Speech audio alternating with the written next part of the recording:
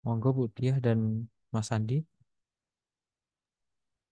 Jadi kita jalan sendiri dulu ini, Pak. Iya Bu. Tadi Prof Edi sudah mengkonfirmasi gitu.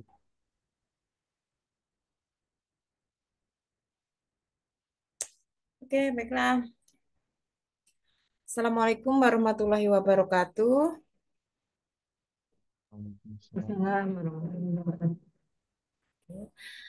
Eh, ini adalah pertemuan ke kelima untuk presentasi materi teori dan pengukuran teori pengukuran dan evaluasi ya materi. Jadi kali ini adalah kelompok 5 yang terdiri dari saya dengan Pak Andi Abdurrahman akan menyampaikan materi terkait dengan validitas tes dan non-tes. Jadi ini awalnya nanti saya yang presentasi dulu, selanjutnya nanti Pak Andi yang terkait dengan teknis perhitungannya. Begitu. Ya Pak Andi ya? Oke, izin share screen dulu.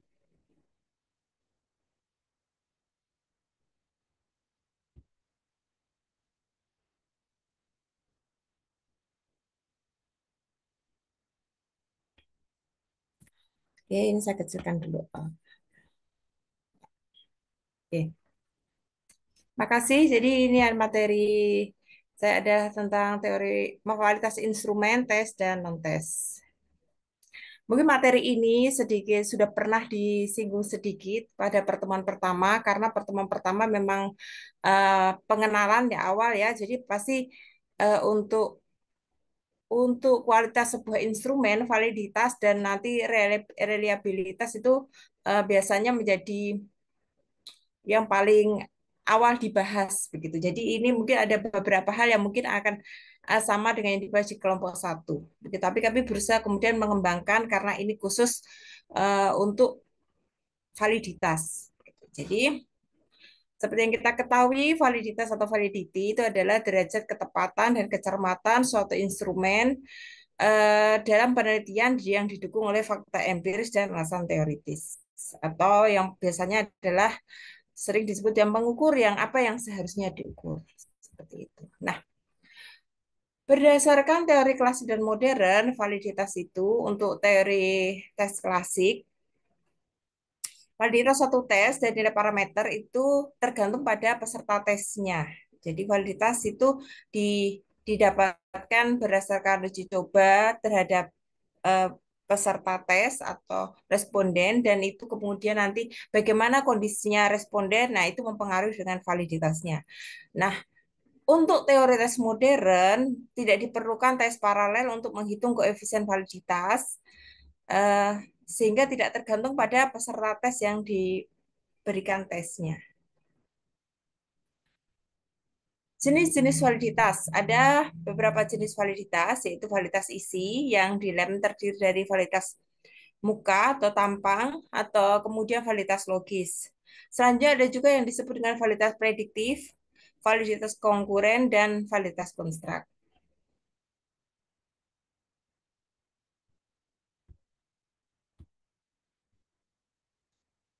Kita membahas masalah validitas isi dulu. Jadi validitas isi adalah kemampuan tes untuk mengukur isi yang seharusnya atau sesuai dengan tujuan pengukurannya. Dan ada dua di dalam validitas isi ini ada dua validitas juga namanya validitas muka atau tampang, yaitu berkenaan dengan kesesuaian tampilan instrumen dengan apa yang diukur. Jadi penampilan dari sebuah instrumen. Dan ini merupakan validitas yang paling levelnya paling rendah ya. Kemudian selanjutnya ada validitas logis, yaitu sejauh mana isi instrumen yaitu merupakan representasi dari aspek yang hendak diukur.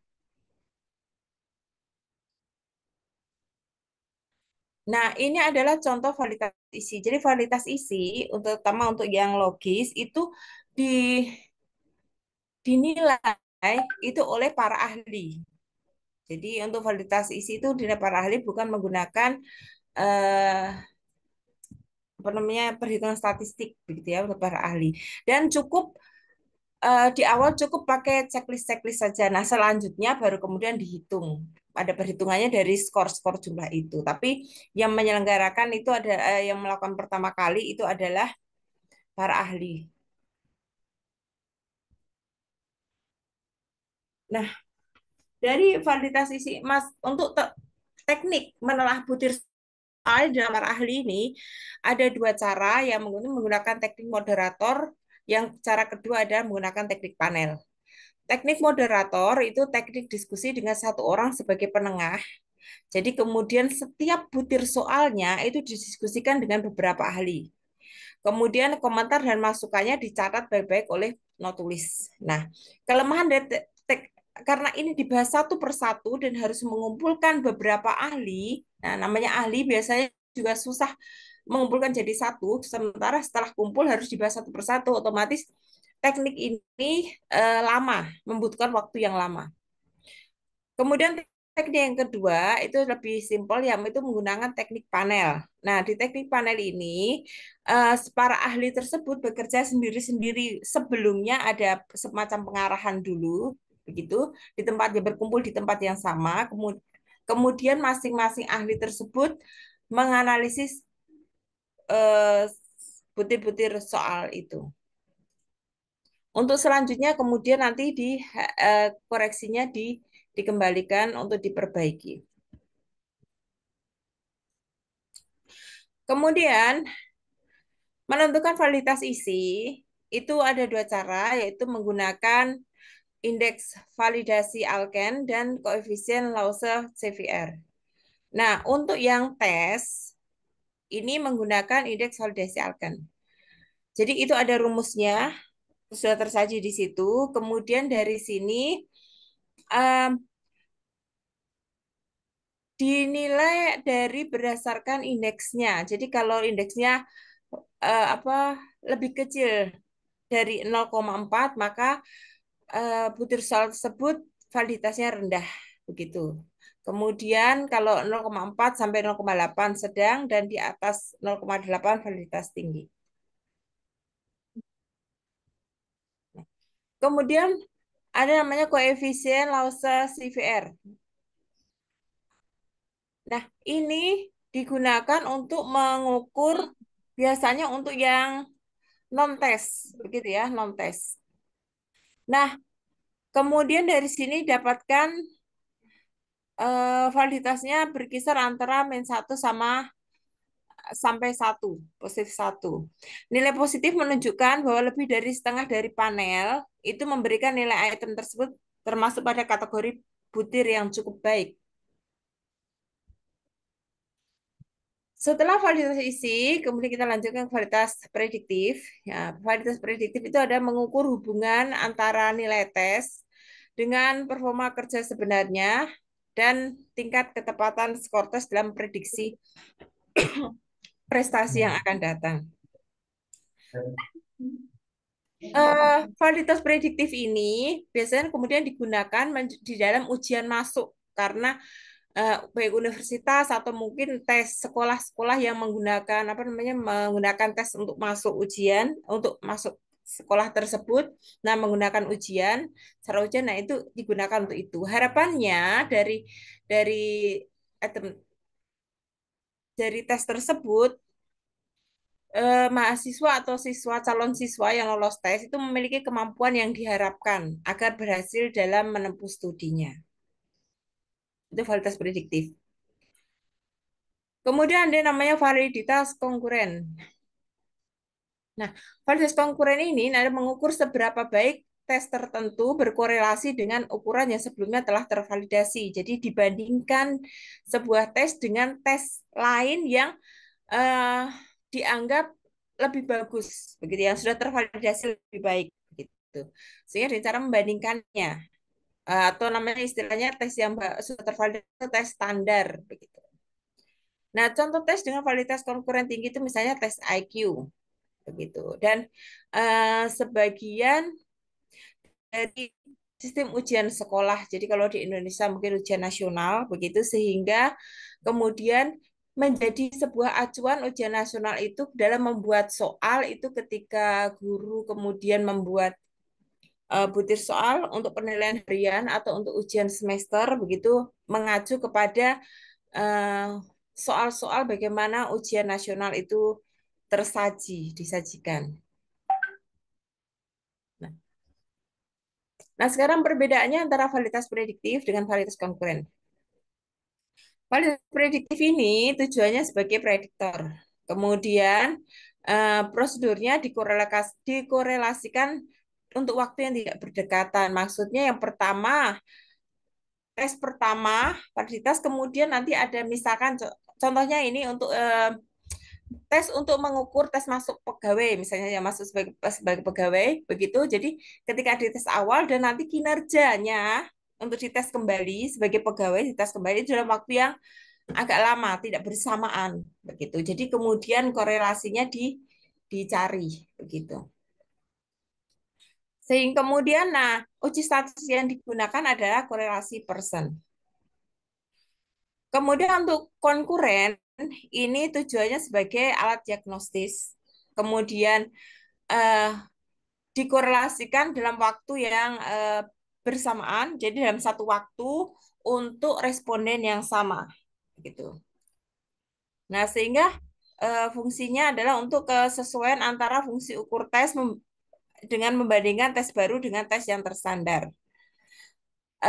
Uji statistiknya juga sama, uji korelasi Pearson begitu. Jadi perbedaannya kalau dari segi teknis itu adalah pada penyelenggaraan tesnya, yang satu bersamaan, yang satu agak dalam waktu yang tidak berdekatan. Selanjutnya adalah validitas konstruk. Validitas konstruk ini menunjuk pada sejauh mana suatu instrumen mampu mengukur pengertian-pengertian yang terkandung pada materi yang diukur. Jadi tujuannya untuk mendapatkan bukti tentang sejauh mana hasil pengukuran memberikan konstruk variabel yang diukur. Bukti validitas konstruk itu kemudian dapat diperoleh dari bukti homogenitas menggunakan uji statistik reliability konsistensi internal Alpha-Kronberg dan atau bisa dapat dengan perbedaan skor pada kelompok yang berbeda menggunakan uji statistik uji Mann-Whitney. Nah, kemudian untuk uji validitas konstruknya sendiri itu menggunakan EFA dan CFA. Selanjutnya adalah uji goodness of fit, yaitu uji hipotesis yang dilakukan untuk mengetahui apakah data hasil observasi berasal dari populasi yang terdistribusi tertentu, misalnya distribusi multinominal dan distribusi normal. Nah, uji ini sering disebut dengan percentage square. Nah, tujuan analisis square ini adalah mengembangkan dan menguji apakah sebuah model yang sesuai dengan datanya. Ini rumus yang digunakan untuk uji goodness of fit. Jadi membandingkan antara frekuensi dengan frekuensi grup yang diharapkan. Kemudian indeks yang menggambarkan tingkat kesesuaian model secara keseluruhan yang dihitung dari residual kuadrat dari model prediksi dibandingkan dengan data yang sebenarnya. Jika nilai goodness of fit-nya indeksnya itu di atas 0,9, maka model yang diujikan memiliki kesesuaian yang lebih baik. Oke, demikian untuk paparan yang terkait dengan dasar pengertian untuk validitas instrumen dan selanjutnya yang terkait dengan teknis perhitungan, cara menghitungnya itu akan disajikan oleh Pak Andi Abdurrahman. Terima kasih.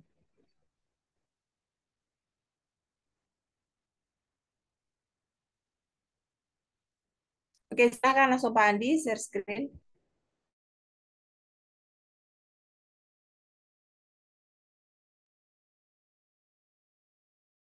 Baik, di sini saya akan presentasikan mengenai praktik ya dalam validasi baik dari Andi, izin. Pak Andi, ya. suaranya terlalu kecil. Baik, Jadi saya langsung mempresentasikan aja praktek menggunakan validasi baik dari segi validitas konstruk, kemudian secara klasikal dan modern. Di sini saya nggak mempraktikkan yang validasi isi. Teman-teman, Bapak, Ibu-Ibu sekalian bisa melihat langsung dari bukunya Prof. Edi atau bukunya Prof. Heri atau referensi yang lainnya mengenai validitas isi tersebut karena sudah cukup komplit dan saya rasa juga bisa untuk dipraktekkan tinggal apa ya, ya bisa dilihat dari sini juga sih. Hmm, Ini contoh hasil icon punyanya saya tapi udah berbentuk eh udah jadi gitu datanya gitu ya. Nah, jadi dia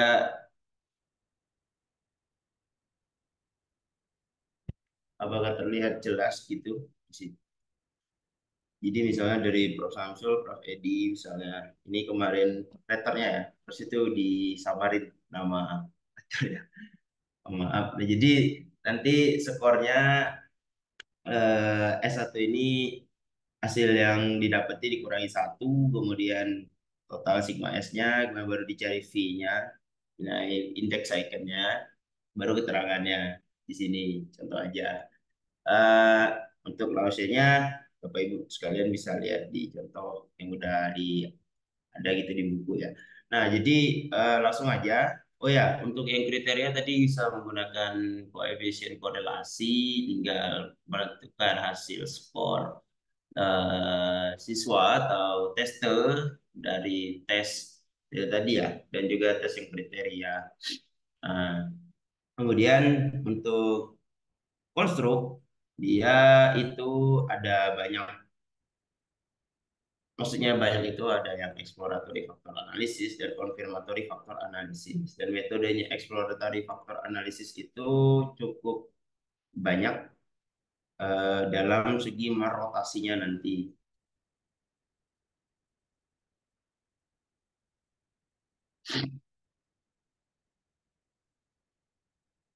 Nah, Bapak Ibu sekalian bisa membuka file zip ya. Di situ sudah saya masukin semua file-file mengenai itu eh, praktek ya, mengenai EVA, CFA dan beragam macam untuk validitas klasikal dan modernnya di situ. Eh, di sini saya sudah membuka file yang untuk EVA dan ini merupakan skor ya. Eh, dari model Polytomus di sini ya datanya. Tahu no? Ya bentuknya Polytomus di sini. Bentuk tesnya juga non tes yaitu penilaian karakter eh, skor skala di sini ada 1 sampai 4 menggunakan skala Likert, sangat tidak setuju sampai sangat setuju. Kemudian ini untuk menganalisis exploratory factor analisis bisa menggunakan JASP atau JAS, bisa menggunakan SPSS, bisa juga menggunakan RStudio. Untuk RStudio saya juga punya sintaknya, proses saya juga udah ngasih juga ya di situ. Nah untuk SPSS saja karena di sini pemvisualisasiannya itu lebih enak dibandingkan R gitu. Dan juga tutorialnya juga cukup banyak, artikel-artikel juga banyak sekali exploratory factor analysis menggunakan SPSS ini. Kita dari analyze gitu ya. Jangan lupa juga datanya dibentukkan scale terlebih dahulu. Kemudian di dimension reduction faktor. Ini keseluruhan petir. Jadi ini udah mengalami reduksi. Jadi nggak full 50.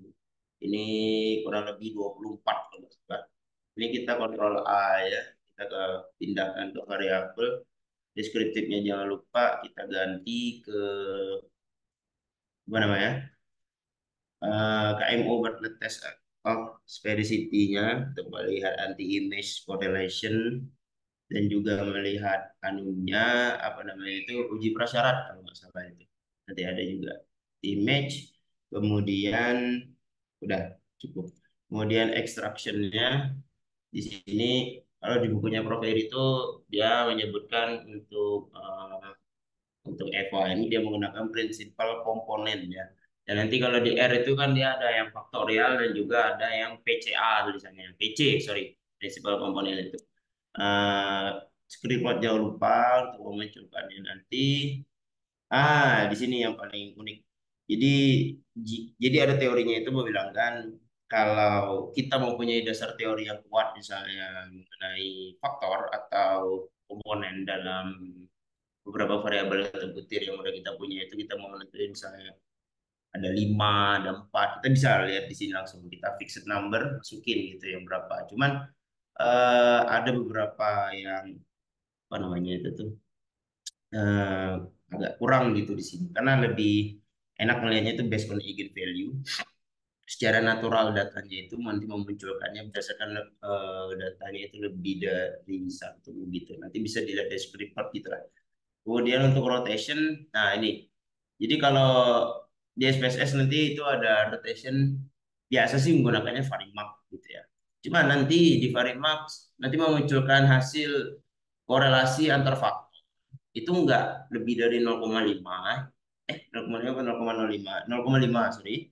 Jadi itu kalau nggak nyampe segitu kita otomatis langsung ganti ke Promax. Kenapa Promax? Karena dia nanti langsung deretan anunya korelasinya faktor itu akan otomatis jadi satu. Ya nanti kita coba satu-satu. Parimak, parimak dulu di sini. Continue. Skor nggak ada. Yang kita lihat itu option yang terakhir. Option di sini eh, biasanya sih kalau saya sorted by size gitu. Dan suppress small coefficient langsung saya masukkan di sini 0,4 di saya. Cuma di sini saya nggak gunain dulu biar nanti lebih anu aja nggak bingung gitu kayaknya. Oke, setelah di continue langsung aja di oke.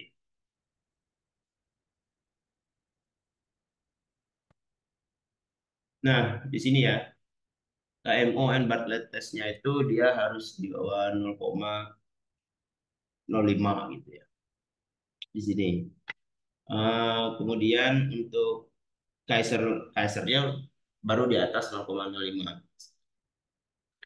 Bartlett dan KMO beda ya di situ. Kemudian kita untuk melihat anti image correlation, misalnya kalau di SPSS itu nanti yang munculnya ini yang ada tulisan A ini untuk dilihat yang diambil.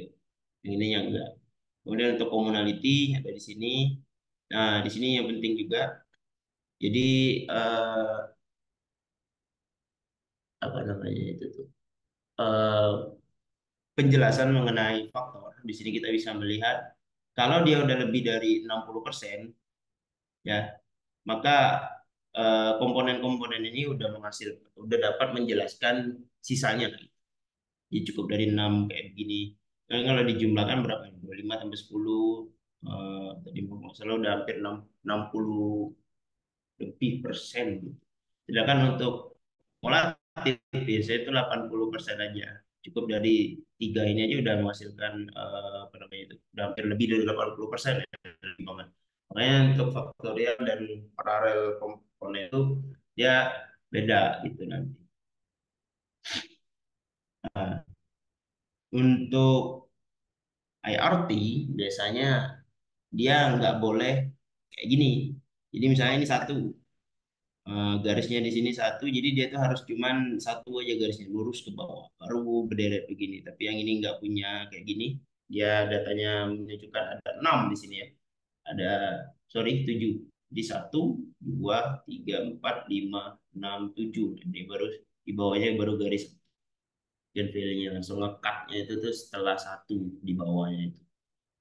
Di atasnya satu itu ya itu komponen ini komponennya. Nah ini komponen matriknya di sini.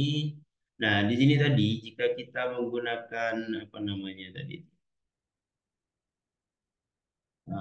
di bagian option kita sort by size dan juga suppress small coefficient nanti dia itu akan menghilangkan beberapa nilai-nilai yang di bawah sesuai ketentuan kita gitu. 0,4 jadi ya 0, contoh ini 0,34 ini ya ada 0,034 bakalan muncul gitu.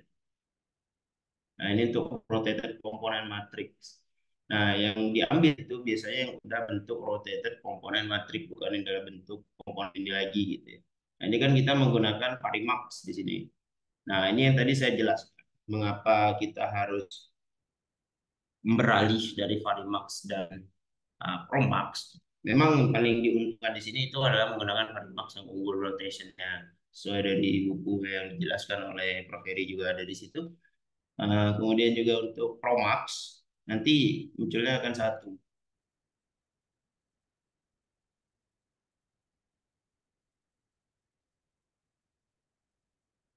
Oh ya, rotation ini itu merupakan metode untuk pemarotasi baik ortogonal dan non ortogonal. Untuk Quartimax dan Equamax itu mungkin ada teman-teman yang mungkin lebih paham gitu ya. Oblimin ini saya juga agak kurang tahu. Itu kan yang paling jelas saya mengenai Quartimax dan Promax. Itu yang biasanya hal yang lumrah untuk digunakan pada suatu penelitian gitu. Saya sering melihat-lihatnya. Ya, gitu. Oh, aduh, aduh, pasti.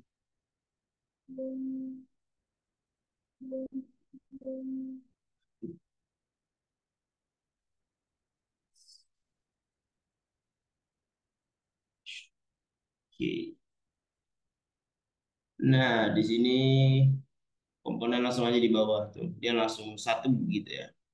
Jika indikasi jadi komponen transformation matriksnya ini em,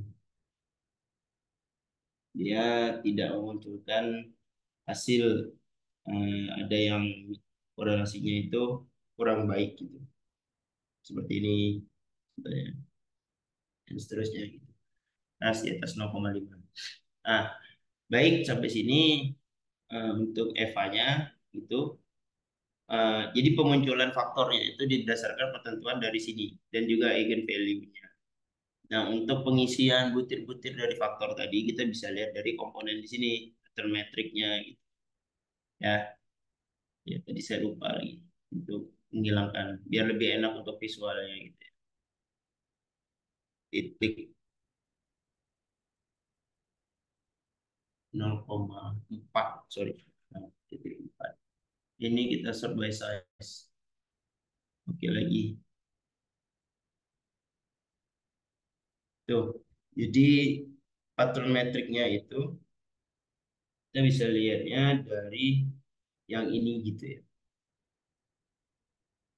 Kan kalau nggak kita suppress ya punya nilai, kita bakalan agak kesulitan untuk menentukan nilai-nilainya gitu. Yang mana masuk, mana enggak. Jadi di SPSS juga bisa langsung menentukannya gitu. Atau enggak kalau di R dia langsung menentukan eh, dan di ASP nanti ada kayak bentuk apa namanya itu, model CFA, tapi bukan CFA, menentukan berapa besarnya loading yang akan dihasilkan berapa butir tersebut. Kurang lebih seperti ini nanti untuk penentuan butir-butir dalam faktornya tersebut. Oke, sampai sini cukup di EVA dulu. Ini akan saya close. Untuk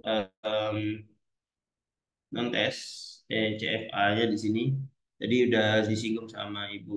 Dia tadi mengenai ada goodness of fit. Jadi CFA bisa dilakukan menggunakan R, JASP, eh, apa itu ya satunya lagi itu ada juga. Cuman yang paling umum sih biasanya Lisrel. Cuman Lisrel itu cukup sulit karena ada banyak sekali anunya ya yang harus kita urusi terlebih dahulu seperti define variabelnya. Kemudian kita jika nggak hafal dengan sintak kita harus menggunakannya secara manual itu untuk geser-geser beberapa eh, apa namanya itu variabel yang mau kita ukur dan variabel kita faktornya itu nanti kita bisa garis satu-satu kemudian akan muncul sintak berdasarkan namanya itu kalau nggak salah prelist data kalau nggak hafal mengenai apa namanya itu tuh sintak. Nah nanti dari prelist data kita bisa copy sintaknya dan disimpan untuk seterusnya kita gunakan seperti itu singkatnya begitu. Coba di sini saya nggak mempraktikkan Israel karena cukup sulit. Yang mana nanti hasil hasil dari Israel itu bentuk pet diagramnya.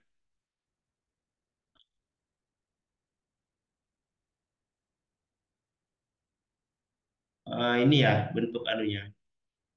Contoh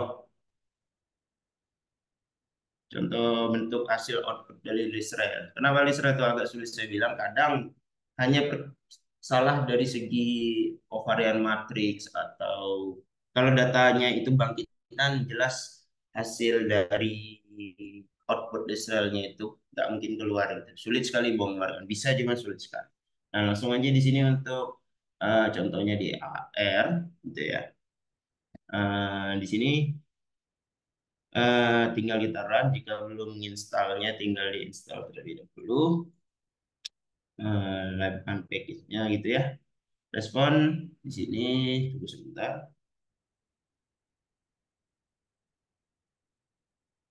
Oke, sini ya. Nah, kita bisa lihat data respon. Nah, jadi di sini saya mempunyai kurang lebih ada 24 butir soal. Ya. Dan dari 24 butir soal tersebut, eh, di sini saya ada 6 faktor atau 6 komponen. Itu ada integritas, tangguh, gotong royong, mandiri, ketekunan, toleransi yang terdiri integritas dari butir 1 sampai butir 5 dan seterusnya gitu. Harusnya 7, cuman butir 23 dan 24-nya itu tuh dia mempunyai loading faktor yang di bawah 0,4. Memang ada beberapa peneliti itu setuju loading faktor 0,3 udah bisa, ada yang 0,4, ada yang di atasnya dan seterusnya. Cuman yang banyak kan orang sih di 0,4 udah cukup gitu. Nah, di sini modelnya. Jadi seandainya nanti teman-teman tahu Bapak Ibu sekalian itu mempunyai hal yang sama, tinggal diganti aja itu nama-nama ini dan butir-butirnya itu ya. Yang penting di data ini sesuai gitu ya. Anunya itu yang label-labelnya. Nah, ini tinggal kita run. Oh ya, untuk ini yang apa ya kayak cacing dua itu eh, untuk apa namanya itu modification in the case yang mana itu saya run aja dulu. Sulit untuk saya jelaskan kalau nggak ada anunya. Jadi ini untuk apa namanya second order ya ini bukan first order di sini. Jadi ada juga first order dan second order. Ini langsung saya. Nah, jadi ini ada bentuk plots-nya di sini. Nah, ini jadi cacing-cacing ini merupakan dari bentuk anu ya, apa namanya, fix set covariance kalau nggak salah yang di antara sini dan sini. Misalnya contoh juga jelek karena kebanyakan sekali. Jadi kalau sebenarnya dia bagus itu nggak sampai harus sebanyak ini, paling 3, 4, 5, cuman ini terlalu banyak sekali. Nah, jadi ini untuk yang perbaikan yang di sini. Nah, terus data ini dapatnya dari mana? Kita bisa lihat dari sini aja. Apa namanya ini? Nah, modification indices singkatannya ini. Ya di Listral bakalan ada bentukannya. Nah, ini yang bentukan anunya ya, secara dia apa namanya ini lavaan plot gitu. Yang tadi sempet gitu ya, bentukan apa namanya itu tuh gambarnya yang tadi. Nah, misalnya ini itu, aduh, kita lihat di sini butir 19 dan butir 22 gitu. Nah, ya ada di sini kan untuk anu ya. Dan di sini juga nanti kita bisa nambahin lagi untuk butir selanjutnya di sini yang di. Jadi fungsinya jika manakala itu apa namanya itu hasil dari nah ini eh, p-value dan tes statistik. Ini tes statistik chi-square ya di sini dan degree of freedom. eh, Jika dia itu di atas dari degree of freedom, dia baru p-value-nya memunculkan di atas 0,056. Sedangkan yang kita mau itu ya di atas 0,05 gitu dapat dinyatakan udah bagus datanya gitu. Kemudian ini CFI, TLI yang tadi udah dijelasin, GFI itu yang 0,9 itu adalah pendukung untuk dari segi validnya itu. Tetapi yang paling inti itu adalah dari tiga macam ini. Berdasarkan ini ya, the statistic degree of freedom dan p-value. Sedangkan tadi itu kan yang di apa namanya? Oh ini nggak muncul ya, Anu ya. Harusnya di bawah sini dia memunculkan p-value, chi-square dan degree of freedomnya kalau di Israel itu dia memunculkan juga. Nah, kemudian tadi jika ingin apa namanya, jika ingin menggunakan first order itu ya ini langsung satu begitu menggunakan dia punya itu untuk first order dan second order. Second order ya seperti ini, first order ya nanti bisa dimodifikasi lagi di bagian sini modelnya nanti. Kurang lebih seperti itu untuk konfirmatori faktor analisis ya atau analisis faktor. Kemudian kita beralih dari yang analisis faktor, kemudian untuk validitas secara klasikal dan modern di sini. Nah, untuk melihat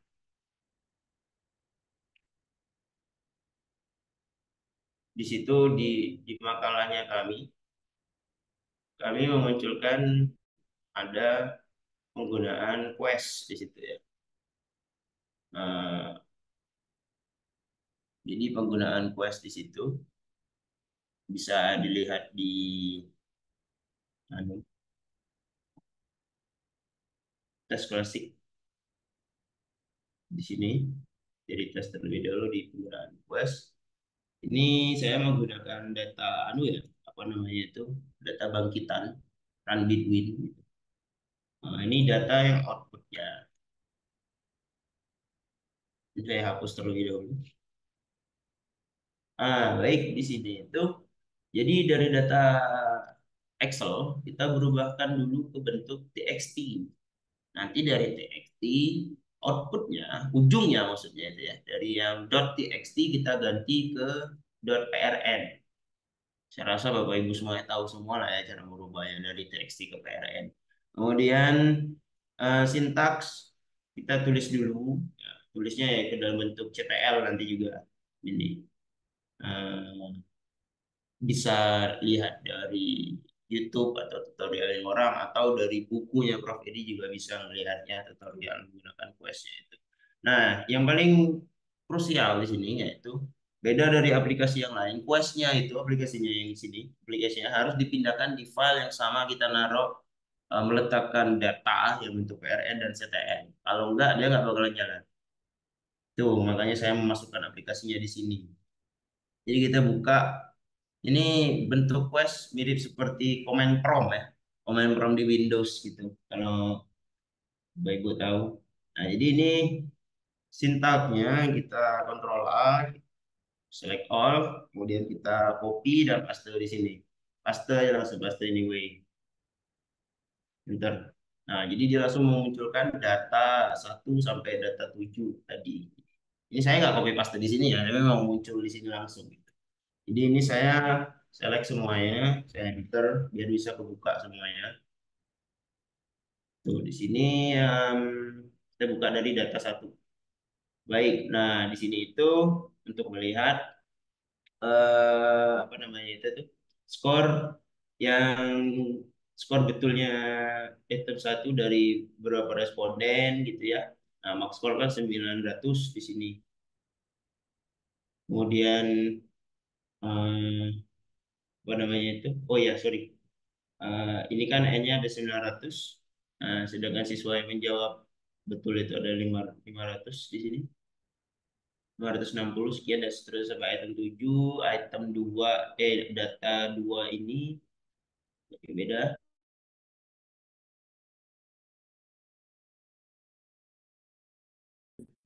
Untuk data 4 di sini kita bisa melihat responden satu misalnya dia menjawab dari 7 soal benar cuma 3 0 gitu ya. Estimasi dan error input MS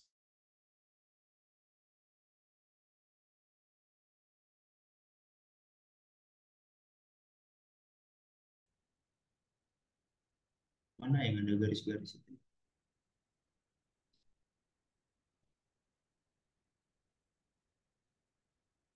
Ada yang hilang.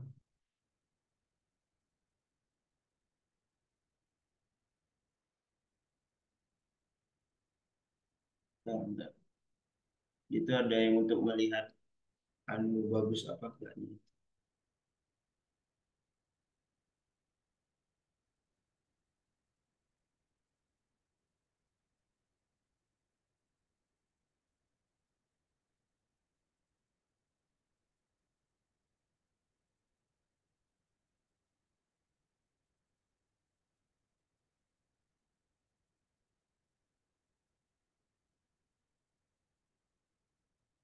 Ini agak sulit untuk gunaannya yang ada di sini gitu.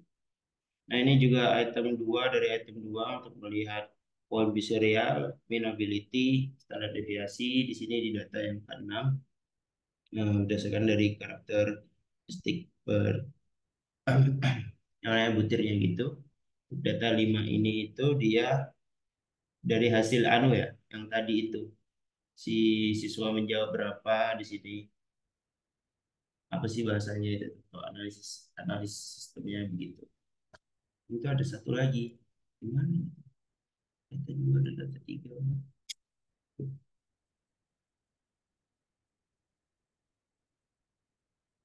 Harusnya dia ada satu lagi untuk melihat anunya, yang petik-petik di antara parameternya itu, cuma nggak muncul di sini.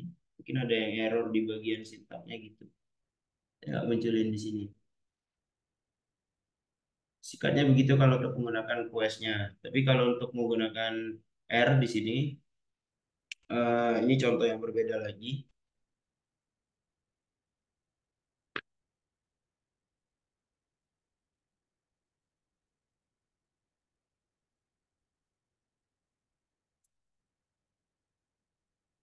Nah, jadi kita tuh melihat validitas yang klasik dan modern itu. Kalau klasik itu kita nanti melihatnya dari daya beda, tingkat kesukaran, bagaimana distraktornya itu, efektivitas dari distraktor. Jadi pertama di sini kita library CTT, respon aslinya di sini kita menggunakan anu ya, apa namanya? Ini dulu datanya dulu. Ini datanya belum di anu ya, apa namanya itu dinilai. Jadi ini dalam bentuk pengukurannya dan ini untuk eh, kunci jawabannya kita masukkan juga di sini. Kemudian kita run aja, terus memunculkan hasil skornya. Ini untuk menentukan siswanya itu ada benar berapa, dapat skornya berapa gitu. Kemudian kita terus run sampai dia memunculkan ini. Jumlah item kan ada 10, jumlah person yang responden ada 130. Ini alpha atau hasil dari reliabilitasnya juga muncul di sini. Nah, di sini kita akan mengeluarkan item report di sini. Jadi jika butir ini itu dikeluarkan misalnya, maka alfanya akan menjadi sedemikian meningkat gitu. Maksudnya alpha if deleted. Eh, untuk poin biserial dan biserial itu eh bentar, saya ada yang lupa juga.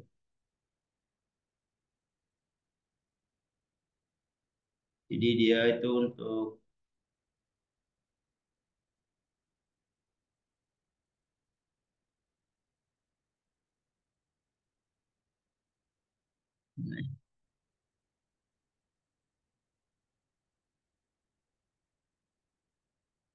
korelasi total item dengan kontribusi item yang dihapus dari total. Sedangkan untuk bis-nya itu, serial itu korelasi bis serial, total item dengan kontribusi item dihapus dari total di sini. Nah, untuk yang selanjutnya, sebagaimana tadi itu, jadi di sini analisis distraktor di sini disingkat anadis.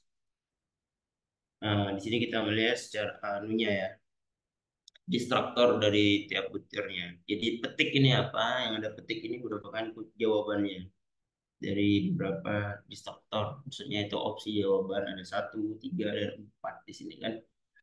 Untuk dilihat dari N di sini yang jawab di pilihan satu di sini ada 30, kemudian RSPP dan PBIS di sini yang kita sangat harus lihat, sangat diteliti sekali di sini.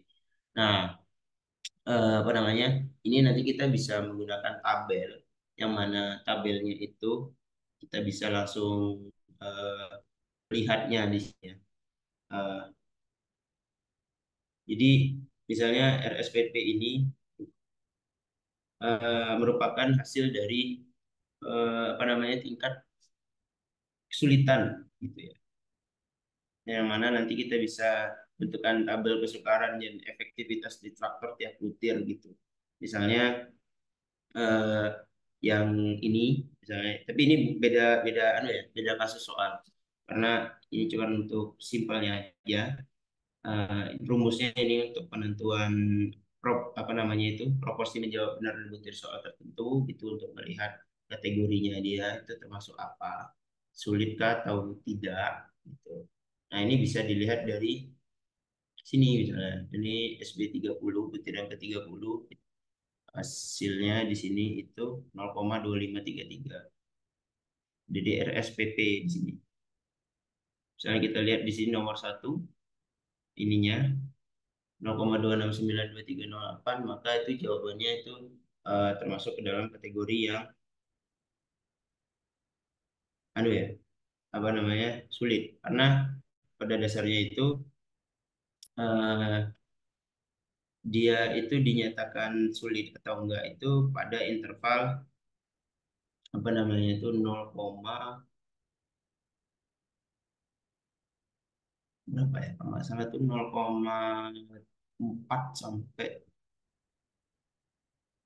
semakin mendekati satu maka dia itu semakin sulit. Kembali ya. Semakin mendekati nol dia itu mudah bersulit gitu, saya lupa, sorry ya. Untuk distraktor dia itu harus pada interval 0,3 sampai 0,7 baru dinyatakan itu eh, bagus gitu ya. Di sini saya eh, lupa udah di sini, sorry salah di situ. Nah, untuk melihat ini efektivitas dari distraktor gitu ya, sangat baik atau enggaknya nanti bisa dihitung di sini. Di bukunya Prof. Edi juga ada sangat baik, baik, kurang baik, buruk, sangat baik di situ. Jika dari hasil nanti persenannya di sini, kita bisa melihat apa namanya itu distraktornya dan daya bedanya di situ. Nah, ini yang tes gitu ya, hipotalamus di sini. Dan untuk yang politomusnya kurang lebih juga hampir sama.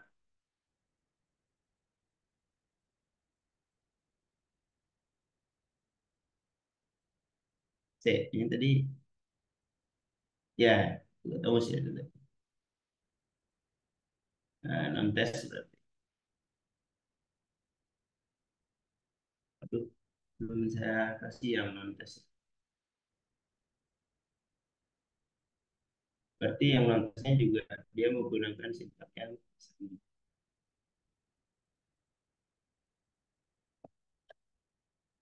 di situ.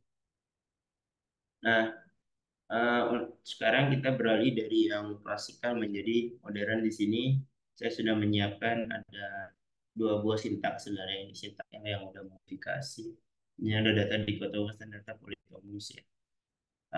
Kita awali dengan data yang politomus. Jadi kan dia mau tes mau dia non tes, nggak ada menjaminkan bahwa tes tersebut dia harus bentuk tes dia itu dalam bentuk dikotomus atau politomis ya, karena dia memang kadang ada juga yang dalam bentuk praktek dia bentukannya tes, ada juga yang misalnya itu yang psikomotor tapi dalam bentukannya tes penilaian psikomotor, ada yang juga penilaian kognitif dia bentukannya itu politomus ya, kan bisa aja. Apalagi yang misalnya untuk mengetes kemampuan itu berdasarkan dari ISI kan itu dalam bentukannya bukan 1010 tapi ada banyak kriterianya gitu kan, pasti yang jelasnya nggak harus jadi 1010. Eh, ini saya hapus dulu datanya, kemudian ini saya hapus. library di sini. Jangan lupa untuk kita kan. Ini anu ya, Politomus. Jadi kita ambil datanya terlebih dahulu di data Politomus. Kemudian langsung aja. Ini responnya saya kurangi satu karena tadi ada data siswanya di sini. Oke. Ada.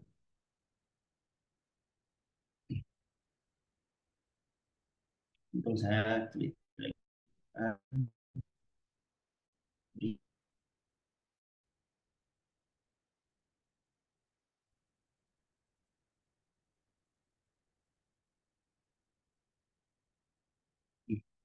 Tetap jadi ya.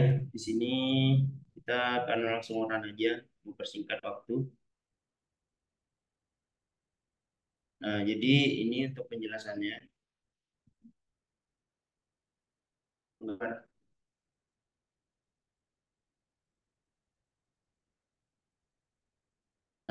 baik. Di sini itu ya, baik Bapak Ibu dan sekalian di sini itu dari 10 butir di sini. Jadi apa sih A, B1 dan B2? Jadi yang pertama kita harus melihat data.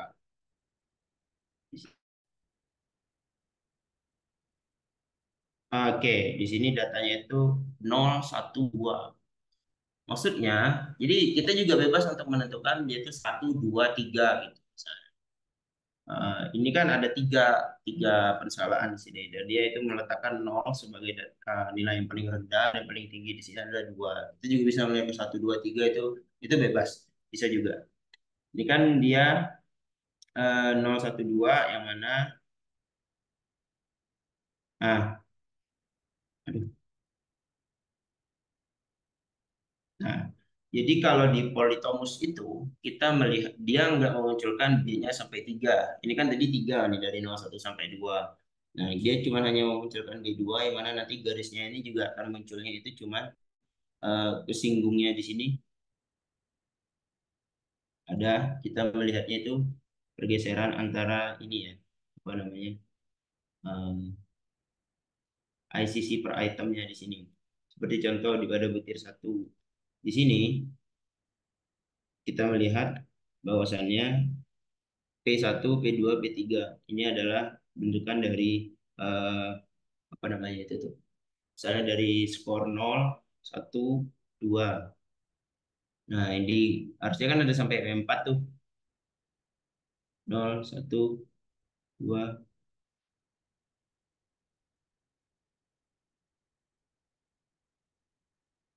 terus dia sampai 3 ya di sini. Munculnya cuma 3 di situ. Yang kita lihat itu adalah garis singgung. Oh iya, benar 3 di sini karena dia B-nya juga keluarnya cuma 2. Jadi dia itu dari yang ini, singgung yang P1 dan P2, itu dia memunculkan pada titik ke di sini, minus 1,17300. Selanjutnya, untuk yang, sorry, yang ini ya, kemudian B2-nya itu yang ada diletakkan pada di sini, 0,4 sini ya. Nah, ini untuk eh, B2 ini merupakan daya beda ya B itu. Untuk A-nya itu tingkat kesukaran di sini ini butir terdapat pada 2,179 dan seterusnya. Nah, untuk melihat karakteristik pada kurva di sini kita bisa melihat bahwasanya B8, B2, B3 ini dapat kita simpulkan kurang baik itu ICC-nya. Nah, di sini kemudian kita bisa melihat eh, item feed-nya, ini maksudnya apa? Jadi Bapak Ibu sekalian juga bisa mengganti ini PSX2 berdasarkan hasil nilai chi-square menjadi PVQ1 nanti. Atau nyari referensi lain, setahu saya yang PVQ1 untuk melihat dia itu bagus atau enggak, yang jelasnya P-value di sini di atas 0,5. Jika di bawah 0,5 maka datanya ini kurang baik untuk digunakan pada misalnya pada contoh parameter logistik 1, 2, 3, misalnya dia di bawah 0,5 maka nggak bagus jika dimasukkan pada 1 PL, 3 PL. Oh, lebih cocoknya dimasukkan di pada logistik 1 PL misalnya seperti itu. Nah, ini untuk penentuannya bisa lihat kriteria dari butirnya itu bagus atau enggak dari nilai p-value dari PSX 2. Nah, untuk PVQ 1 tadi yang saya bilang itu untuk misalnya butir soalnya itu kurang kurang banyak, misalnya itu bisa menggunakan PVQ 1. Cuman itu referensinya lebih ada beda lagi. Ini juga nggak jauh beda juga hasilnya, nggak tahu saya. Nah, untuk uniknya pada apa namanya itu tuh di ART di sini kita bisa melihat theta dari tiap responden di situ dengan menggunakan MLE, ability MLE di sini atau singkatannya maksimum likelihood di sini ya. Kemudian ini merupakan hasil kemampuan atau theta dari tiap-tiap responden yang menjawab di sini. Sini uniknya IRT itu. Nah, kemudian di sini dari ICC ada IF Item Information Function di sini yang mana nanti ini hasil dari sini kita bisa melihat info as a total item. Jadi dulu itu ini bisa digunakan untuk melihat apa namanya itu estimasi reliabilitas ke depannya nanti di sini melihat bahwa yang kita lihat dari sini potongan di sini ini data dari persinggungannya ini dan ini misalnya ini pada minus 2, sekian dan ini 2 pada theta yang ini soal tersebut berfungsinya itu dapat digunakan oleh orang yang mempunyai apa namanya ability pada parameter sekian dan sekian seperti itu singkatnya.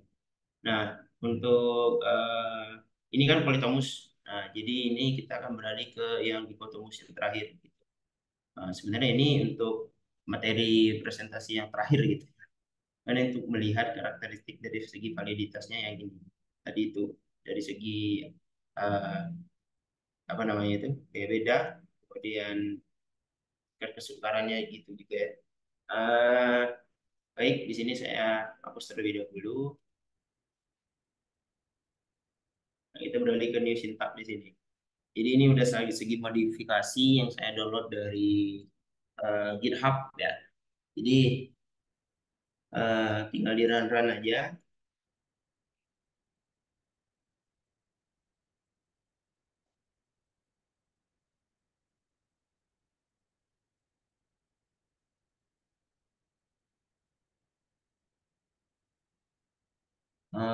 Kita lihat dulu datanya di sini. Nah, ini udah benar ya. Kemudian di sini saya nggak pakai kunci, jadi langsung udah skor di begitu. Jadi ini kita ganti data jadi respon. Jadi langsung kita, sorry, langsung di sini aja. Nah, di sini ya, eh, ini kan soal sama seperti kayak kasus yang di CFA tadi. CFA tadi kita menuliskan beberapa komponen dan butir. Kalau di sini kita langsung aja. Misalnya ini bahasa Inggris nama soalnya gitu. Contoh. Kemudian dia tadi kita lihat butirnya terdiri dari 7 variabel atau 7 butir. Makanya saya tulis 1 sampai 7. Nah, di sini jika ini kan datanya saya udah 900 observer di sini ya. Ada 900, maka saya mencoba untuk menggunakan 3PL itu bisa. Nah, untuk ras gimana ya? Nanti bisa diganti di sini tak ras, nanti 1PL, 2PL di situ ya. Kemudian baru kita langsung kita ada ya. View data. Oke, langsung di sini kita run. Kemudian di sini langsung keluar anunya, klik dan max change di situ. Kemudian summary uji, jangan lupa kita mau lihat proporsi variansi dan SS loadingnya di sini. Tapi yang paling utama untuk kita lihat itu ada di sini. Ini sama persis seperti yang ada di politomus tadi, yang A, B1, B2. Itu keunikan pada politomus. Sedangkan untuk dikotomus di sini dia langsung AB. Nah, G ini apa? Bisa juga dibilang C atau pseudo guessing di sini ya, G di sini. Nah, kebetulan pada di sini dia sama semua. Dari tiga parameter logistik yang saya gunakan. Item fitnya juga kita bisa lihat di sini sama ya. PSX-nya di sini jika dia di bawah 0,5 tadi itu maka dia kurang bagus untuk digunakan pada pendekatan 3PL ini kurang bagus itu. Nah, ini ada Z in fit, Z out fit. Dia bisa dilihat dalam segi bentuk gambar di sini. Ya, kalau dia keluar dari garis titik-titik di sini, maka dia kurang bagus di sini ya. Jelasnya itu situ. Nah, tadi yang di kuas itu harusnya dia memunculkan kayak gini, cuman nggak tahu kenapa di data tiganya itu malah memunculkan data yang sama ya. Harusnya dia memunculkan kayak gini juga. Error tadi itu, mohon maaf. Eh, di situ, habis itu kita ke ini sama aja yang tadi yang di atas. Kita melihat trace plot terlebih dahulu. Ini ya. Nah, jadi keunikan dari 3PL itu buntut yang di sini, yang guessing atau C-nya itu dia nggak di nol gitu. Dia semuanya bergerak di sini. Semakin tinggi di sini maka kurang bagus dia untuk siswanya itu berarti testernya itu menjawab sembarangan guessingnya itu cukup tinggi berarti. Kecuali butir pada ada dua butir yang enggak di sini ya. Butir warna ungu dan warna kuning ini dua dan tiga. Nah, dua dan tiga kita bisa lihat itu guessingnya ada di 0,06, 0,06, sedangkan yang lainnya ada di atas 0,1 semua. Mendekati dua lah di sini, kan?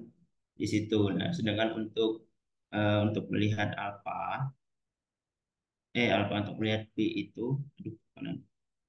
Sebenarnya bisa melihatnya dari menarik garis ini ya, garis tengah dari ini, lengkungan yang ini, kemudian baru kita cari anunya di sini. Atau di kasus item nomor 4. Item nomor 4 kan dia ada di minus 0,135 sesuai gitu garis anunya. Nah untuk U ini saya kurang tahu, mungkin ini anu dia yang parameter logistik gitu ya. Saya kurang tahu juga. Nah kita bisa melihat apa lagi setelah itu. Seperti ini ICC terus plot ICC terus plot. Bentar, saya bikin dulu. Oke.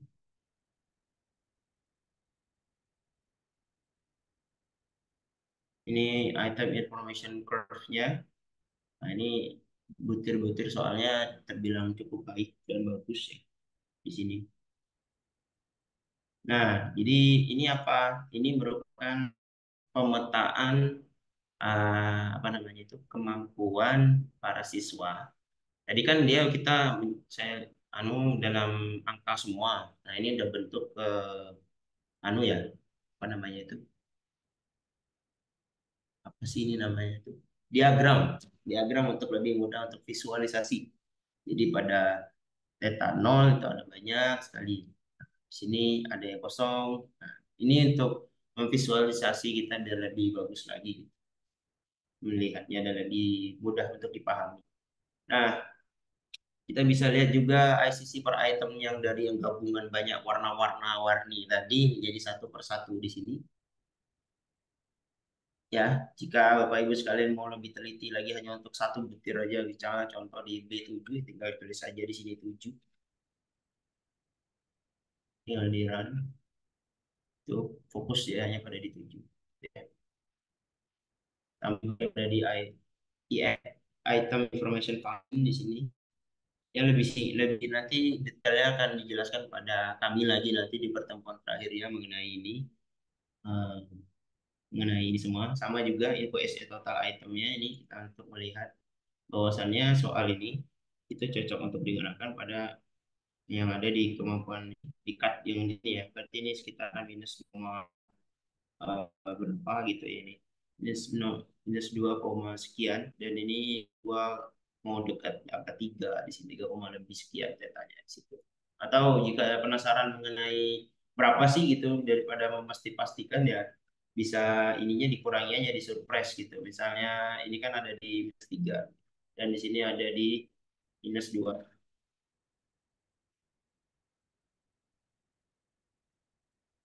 Tuh, bisa lihat dari ujung-ujungnya di sini ya. Gitu. Ya, coba-coba aja nanti siapa tahu data punya ya, teman-teman Bapak Ibu sekalian ada yang agak paham tuh nanti.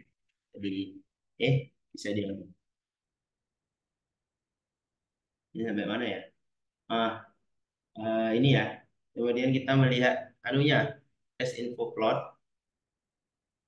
Nah, Tadi kan yang bentuk landai, sekarang yang bentuknya yang itu tinggi yang seperti ini untuk melihatnya. Siapa tahu manakala ininya tak tinggi nanti itu melebihi yang anu, kita bisa lihat juga. Ini scale chart plotnya di sini untuk melihat korelasi antara yang peserta menjawab yang betul, kemudian skor menjawab betul dan juga theta di sini. Nanti kita bisa melihatnya melalui korelasi produk momen itu bisa melihat korelasinya. Ability sini. Nah, sama yang tadi di Polytomos tadi, di banyak umumnya kita menggunakannya yang anu LE. Baik, sampai sini saya rasa cukup. Kayaknya saya memakan banyak waktu sekali. Saya kembalikan kepada Ibu. Iya, terima kasih atas perhatiannya teman-teman dan Bapak Ibu sekalian dan terima kasih. Terima kasih Pak Adi atas paparannya yang begitu mendetil dan contoh-contoh kasusnya. Baik, jadi eh, begitu Bapak Ibu paparan dari kelompok 5 dan untuk selanjutnya kita masuk di pembahasan. Mungkin bisa dianukan dulu stop share-nya Pak, Pak Andi. Oke. Nah, sekarang selanjutnya ada masuk di pembahasan. Jadi dipersilakan kepada kelompok pembahas yaitu kelompok 1 dipersilakan. Baik, terima kasih kepada Ibu Dia dan Pak Andi. Saya mohon maaf sebelumnya, nggih. Ini karena kebetulan baru ada kegiatan di Hotel UNG, jadi sedikit berisik. Baik, saya selaku jadi pembahas dari kelompok 1 terkait dengan materi yang disampaikan, pemaparan presentasinya sudah cukup bagus dan bukan lebih dari cukup, kayaknya sudah bagus banget, detail juga, beserta dengan contoh-contohnya juga. Meskipun mungkin saya butuh tutorial khusus nanti dengan Pak Andi ya, karena dengan basic yang belum ada PEP-nya juga. Ini yang mau saya cuma sedang ngasih masukan aja untuk dari makalah yang disusun kelompok 5. Mungkin di makalahnya juga sudah terstruktur sistematis juga di sini. Saya ingin menanyakan apakah dari fit model itu terdapat kriteria indikator-indikatornya. Semisal ada, mungkin bisa dijelaskan dan bisa ditambahkan di pembahasan di makalahnya. Kemudian dari validitas tadi yang dijelaskan itu ada validitas isi, kemudian validitas logis, validitas muka dan sebagainya. Apakah kita dalam ketika kita menentukan validitas butir-butir soal pun yang kita lakukan validitas itu apakah itu kita gunakan semua atau hanya di validitas tertentu yang kita gunakan? Mungkin itu dari saya. Mungkin nanti akan bisa ditambahkan oleh dari Pak Febrian. Terima kasih.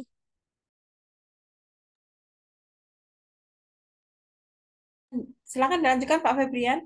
Oke, luar biasa kelompok 5.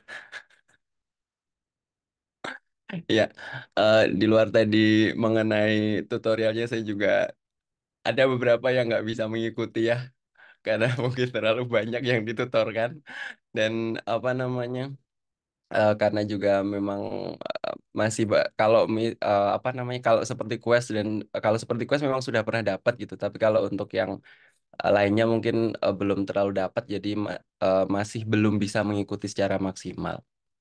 Kemudian mau ada beberapa pertanyaan dan ada beberapa saran mungkin ya. Mungkin karena memang di dalam makalah ini termasuk di dalam beberapa poin yang ada di makalah ini kan ada beberapa yang berbeda dengan tadi yang ditampilkan ya. Jadi kalau yang ditutorkan tadi sedemikian rupa banyaknya, tapi yang ada di dalam makalah kan cuma ditampilkan beberapa saja gitu ya. Jadi nggak bisa menyimak dari hasil makalahnya juga gitu, antara apa yang ditutorkan dengan apa yang dituliskan di makalah. Jadi ada beberapa yang berbeda itu yang mungkin salah satu yang emang saya juga ketika ada ketinggalan sedikit jadi udah nggak bisa mengikuti yang lainnya gitu. Kemudian eh, eh, mungkin nanti ketika misal yang ditutorialkan tadi, misal ada yang memang terkhusus terhadap validitas suatu item gitu ya, mungkin nanti bisa ditambahkan di makalah Bapak Ibu. Kemudian ada beberapa yang mau saya tanyakan, sebenarnya memastikan aja sih. Yang pertama untuk V icon Bapak Ibu.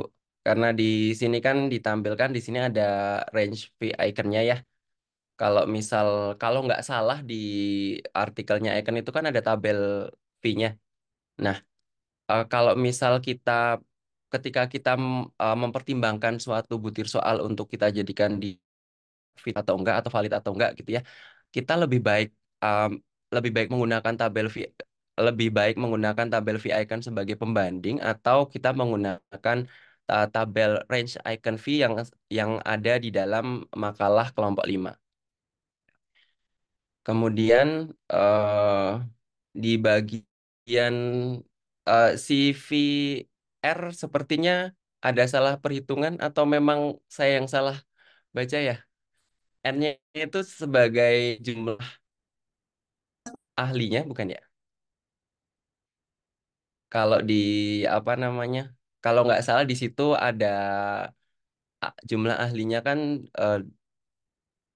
10 orang ya, tapi di perhitungan di CVR-nya itu 12 orang. Itu apakah emang 12 atau memang itu 10? Jadi mempengaruhi hasil besaran CVR yang ada di situ. Kemudian kan di sini ditampilkan ya di minimum nilai untuk CVR untuk pengujian satu ini. Di minimum value ini digunakan untuk apa? Agar lebih diperjelas aja di dalam makalah itu. Mohon diulang yang terakhir, Pak. Febrian. Di bagian CVR kan ada minimum value ya di situ. Nah, minimum value ini digunakan untuk pembanding apa gitu.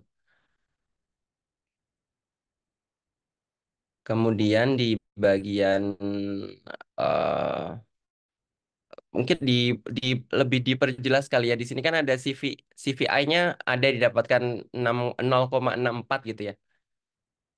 Nah, arti daripada CVI yang 0,6 ini apa gitu? Mungkin oh ini bagian maaf.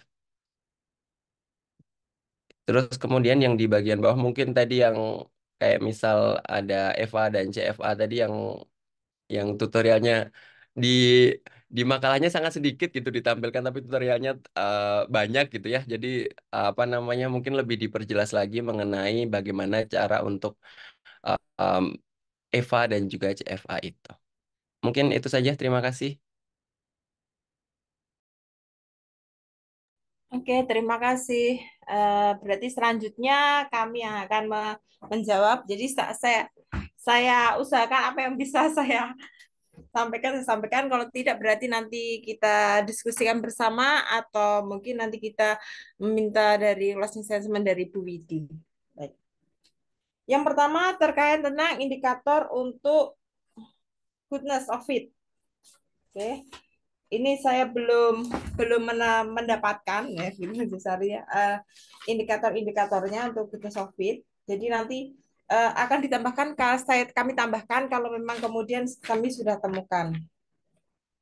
Kemudian terkait dengan validitas yang kita pakai apa seluruhnya atau hanya sebagian saja. Kalau menurut saya yang kita perlukan yang mana begitu. Jadi kalau untuk validitas, misal untuk ujiannya kita memerlukan validitas face, ya berarti kita juga perlu melihat itu. Tapi kalau tidak, karena apa namanya ya, kita sekarang pakainya biasanya tesnya kan pakai pakai secara digital. Nah, biasanya kalau secara digital itu kadang, nah ada yang tidak pas begitu untuk validitas face-nya. Kemudian, tapi kalau yang validitasnya yang terkait dengan, misalnya saja validitas, maaf ini sambil buka buku dulu.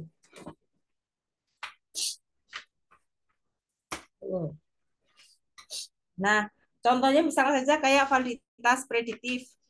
Kalau memang soal tesnya digunakan untuk memprediksi, maka ya validitas prediktifnya perlu diperhitungkan. Tapi kalau tidak, ya saya rasa tidak. Jadi disesuaikan mana yang kita perlukan. Jadi tidak semuanya kemudian harus kita hitung validitasnya jenis-jenisnya itu disesuaikan.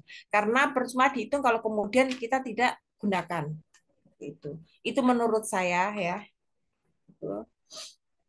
Kemudian memang perbedaan makalah sama contoh eh, jelas makalah kadang-kadang kan dibatasi untuk apa namanya untuk menuliskannya. Tapi contoh yang disampaikan kan tadi Pak Andi kan mungkin ditambah dengan improvisasi. Oh ini perlu ditambahkan, ini perlu ditambahkan. Jadi karena itu secara oral, jadi biasanya langsung apa merembet kemana-mana begitu, merembet merembet. Jadi oh ini perlu dijelaskan ini begitu. Tapi memang kalau untuk tulisan jelas pasti akan mempunyai keterbatasan. Kalau semuanya mau dituliskan nanti makalahnya jadi banyak, terus banyak angka-angkanya malah membuat gentar yang membacanya nanti ya. Begitu. Oke, selanjutnya mungkin Pak Andi mau ada yang tambahkan lagi?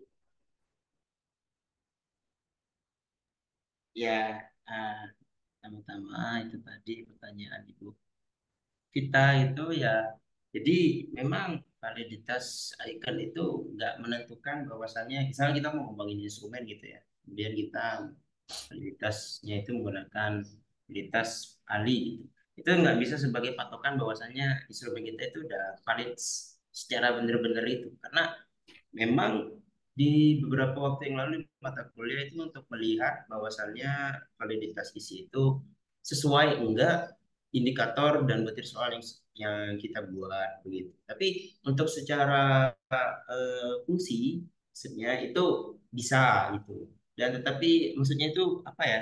Konstruknya itu perlu juga untuk diuji gitu, untuk melihat udah sesuai belum teori yang kita masukkan, yang kita apa namanya itu peroleh ambil dan sebagai acuan untuk mengembangkan instrumen itu udah bagus belum sebagai konstruksi dari instrumen. Makanya itu orang mengembangkan instrumen pada anak-anak PP terutama itu pasti menggunakan dua validitas secara nggak langsung, validitas isi dan konstruk secara bersamaan.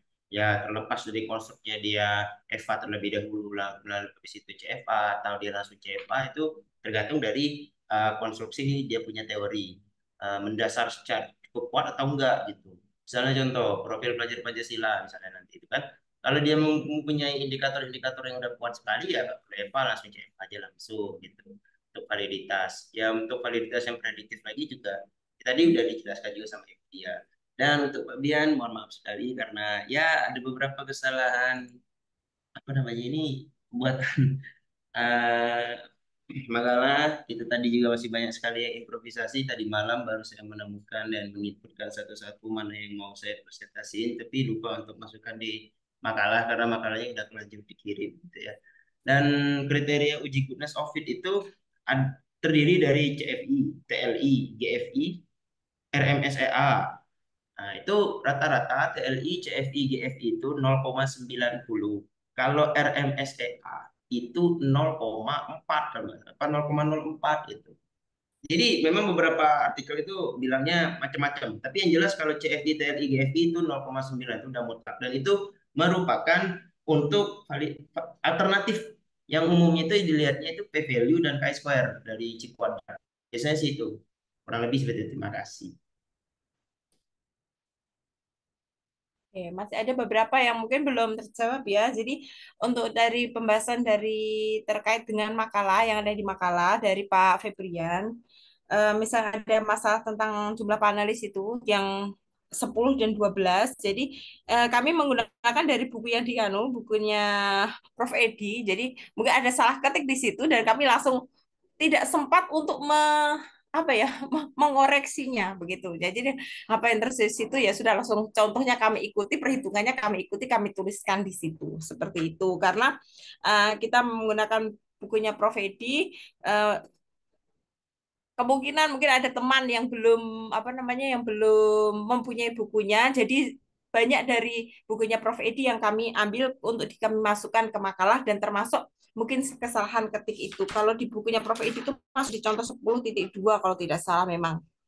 Ada penelitinya 10 orang panelis tapi kemudian di perhitungannya isinya 12 begitu. Jadi kalau mau mau tahu yang benar yang mana, yang salah yang mana, begitu kita lihat di hitungannya gitu hasilnya saja. Seperti itu. Itu terkait dengan yang panelis. Kemudian apalagi ini ya? Apalagi ya? Termasuk yang kemudian ada di makalah atau di tabel untuk apa tadi Pak siapa namanya Pak Bian? V icon ya? Tabelnya pakai tabel ya atau pakai yang ada di makalah? Ya Kak Pak Bian. Febrian mas saya. Iya, lebih baik pembandingnya itu menggunakan V icon, tabel V yang ada di artikelnya si icon, atau menggunakan range icon V yang seperti yang ditampilkan di makalah. Kalau di range ini kan ada range-nya ya, misal Mm-mm. 0,8 sampai 1 sangat valid itu. Tapi kalau di tabel V itu kan, kalau nggak salah dia sebagai batas V-nya segini gitu lah untuk agar dia valid gitu. Mm-mm. Ya kan yang di tabel itu tergantung banyak penalisnya gitu Pak. Misalnya 5 gitu, minimum value. Tapi itu hanya berlaku untuk anu ya, CVR. Makanya CVR itu kalau bisa lebih dari ini harus 5 gitu. Ya harus banyak. Minimal. Kalau ikan kan 3 cukup.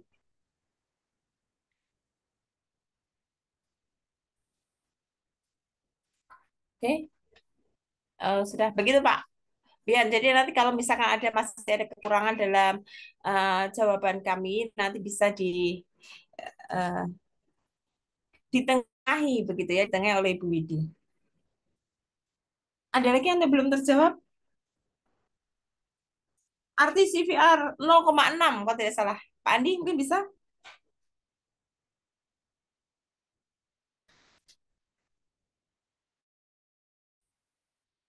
Halo, Pak Bian tadi bertanya. Ya, Heeh. Arti CVR-nya 0,6 ya Pak Bian ya? Artinya apa? CVI Bu, Oh CVI CVI, CVI 0,64. 0,64.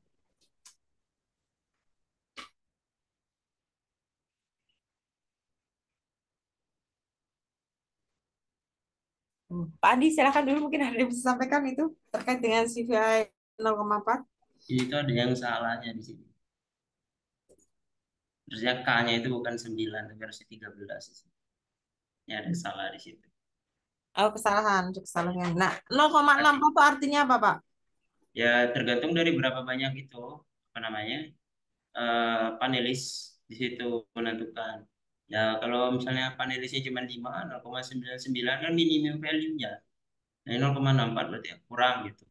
Kan dilihat dari tabel yang di atasnya itu. Jadi tabelnya itu untuk CPR aja, bukan untuk ICANN. Kalau ICANN kan Mm-mm. dia langsung di cuma 3 tuh kriterianya, 0 sampai 1. Ya. Tengah-tengahnya yang sedang tadi apa 0,4 sampai 0,8.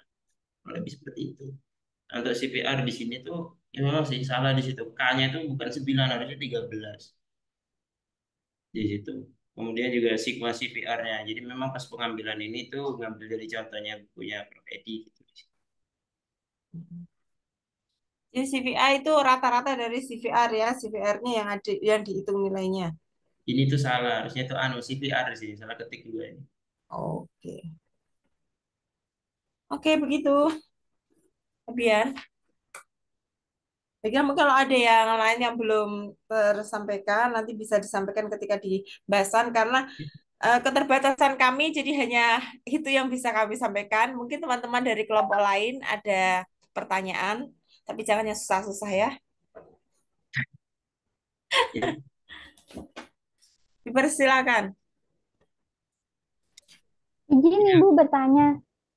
Oh ya, silakan Bu Farida.